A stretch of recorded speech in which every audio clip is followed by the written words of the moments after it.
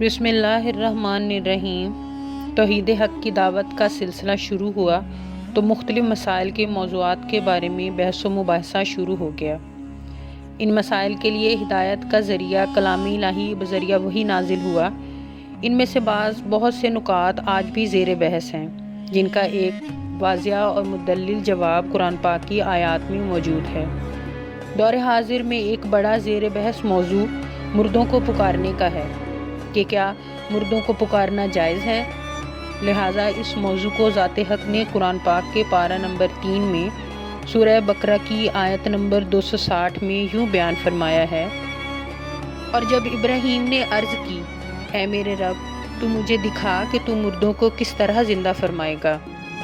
اللہ تعالیٰ نے فرمایا، کیا تجھے یقین نہیں؟ ابراہیم نے عرض کی، یقین کیوں نہیں، مگر میں یہ چاہتا ہوں کہ میرے دل کو قرار آ جائے۔ اللہ تعالیٰ نے فرمایا، تو پرندوں میں سے کوئی سے 4 پرندے پکڑ لے، پھر انہیں اپنے ساتھ مانوس کر لو، پھر ان سب کا ایک ایک ٹکڑا ہر پہاڑ پر رکھ دو، پھر انہیں پکارو تو وہ تمہارے پاس دوڑتے ہوئے چلے آئیں گے۔ اس سے ثابت ہوتا ہے کہ مردوں کو پکارنا شرک نہیں، کہ جب مردہ پرندوں کو اللہ پاک نے پکارنے کا حکم فرمایا اور ایک جلیل القدر پیغمبر نے ان مردوں کو پکارا تو ہرگز یہ شرک نہیں ہو سکتا، کہ خداوند کریم کبھی بھی کسی کو شرک کا حکم نہیں دے گا، نہ کوئی نبی ہرگز کبھی شرک کا کام کر سکتا ہے۔ تو جب مرے ہوئے پرندوں کو پکارنا شرک نہیں، تو وفات پائے ہوئے خدا کے ولیوں اور شہیدوں کو پکارنا شرک کیسے ہو سکتا ہے؟ اس واقعہ کی تفصیل یہ ہے کہ مفسرین نے لکھا ہے، سمندر کے کنارے ایک آدمی مرا ہوا پڑا تھا۔ سمندر کا پانی چونکہ چڑھتا اترتا رہتا ہے، تو جب پانی چڑھا تو مچھلیوں نے اس لاش کو کھایا، اور جب پانی اترا تو جنگل کے درندوں نے کھایا، اور جب درندے چلے گئے تو پرندوں نے کھایا۔ حضرت ابراہیم علیہ السلام نے یہ سب دیکھا تو آپ کو اشتیاق ہوا کہ آپ دیکھیں کہ اللہ تعالیٰ مردوں کو کس طرح زندہ کرے گا۔ چنانچہ آپ نے بارگاہ الہی میں عرض کی، اے اللہ پاک، مجھے یقین ہے کہ تو مردوں کو زندہ فرمائے گا اور ان کے اجزاء دریائی جانوروں اور درندوں کے پیٹ اور پرندوں کے پوٹوں سے جمع فرمائے گا، لیکن میں یہ عجب منظر دیکھنے کی آرزو رکھتا ہوں۔ کہا جاتا ہے کہ جب اللہ تعالیٰ نے حضرت ابراہیم علیہ السلام کو اپنا خلیل بنایا تو حضرت ملک الموت آپ کی خدمت میں آئے اور آپ کو یہ خوشخبری سنائی۔ آپ نے خوشخبری سن کر اللہ پاک کی حمد و ثنا بیان کی اور ملک الموت سے فرمایا، اس خلت یعنی خلیل بنائے جانے کی کیا نشانی ہے؟ ویڈیو پسند آئے تو میرے چینل کو سبسکرائب کریں، ویڈیو کو لائک کریں، شیئر کریں اور کمنٹ کریں۔ ملک الموت نے عرض کی، دلیل یہ ہے کہ اللہ پاک آپ کی دعا قبول فرمائے گا اور آپ کے سوال پر مردے زندہ کیے جائیں گے۔ تب آپ نے یہ دعا کی، اے اللہ پاک، مجھے دکھا کہ تو مردوں کو کس طرح زندہ کرتا ہے۔ اللہ پاک نے فرمایا، کیا تمہیں اس پر یقین نہیں؟ حضرت ابراہیم علیہ السلام نے عرض کی، کیوں نہیں، لیکن میں چاہتا ہوں کہ میرے دل کو قرار آ جائے کہ تو نے مجھے اپنا خلیل بنایا ہے، میری دعا قبول فرمائے گا اور میرے سوال پر مجھے عطا کرے گا۔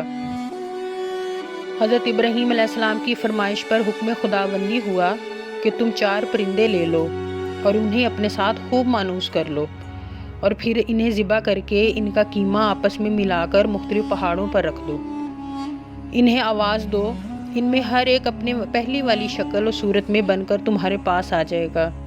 چنانچہ حضرت ابراہیم علیہ السلام نے 4 پرندے لیے۔ ایک قول کے مطابق وہ مور، مرغ، کبوتر اور کوا تھے۔ آپ نے انہیں بحکم الہی ذبح کیا، ان کے پر اکھاڑے اور قیمہ کر کے ان کے اجزاء باہم ملا دیے، اور ان اجزاء کے مجموعوں کے کئی حصے کر کے ایک ایک حصہ ایک مختلف پہاڑ پر رکھ دیا، اور سب کے سر اپنے پاس محفوظ رکھے۔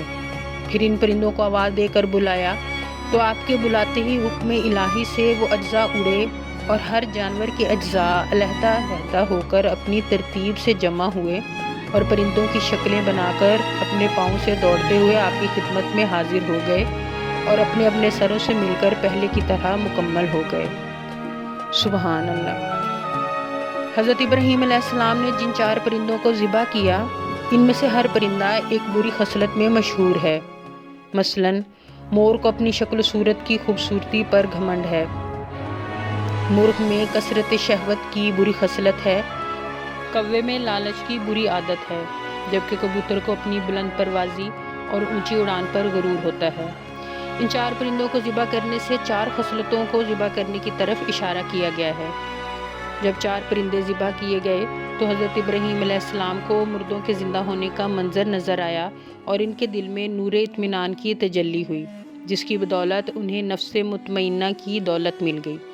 تو جو شخص یہ چاہتا ہے کہ اس کا دل زندہ ہو جائے اور اسے نفس مطمئنہ کی دولت نصیب ہو جائے، تو اسے چاہیے کہ وہ مرغ ذبح کرے، یعنی اپنی شہوت ہوس پر چھری پھیر دے، مور کو ذبح کرے، یعنی اپنی شکل و صورت اور لباس کے گھمنڈ کو ذبح کر ڈالے، کوے کو ذبح کرے، یعنی لالچ کا گلا کاٹ ڈالے، اور کبوتر کو ذبح کرے، یعنی اپنی بلند پروازی، اونچے مرتبوں اور غرور و تکبر پر چھری چلا دے۔ اگر کوئی ان 4 بری خصلتوں کو ذبح کر ڈالے گا تو انشاءاللہ وہ اپنے دل کے زندہ ہونے کا منظر اپنی آنکھوں سے دیکھ لے گا اور نفس مطمئنہ کی سرفرازی کا شرف حاصل ہو جائے گا انشاءاللہ۔ ویڈیو اینڈ تک دیکھنے کا شکریہ، جزاک اللہ۔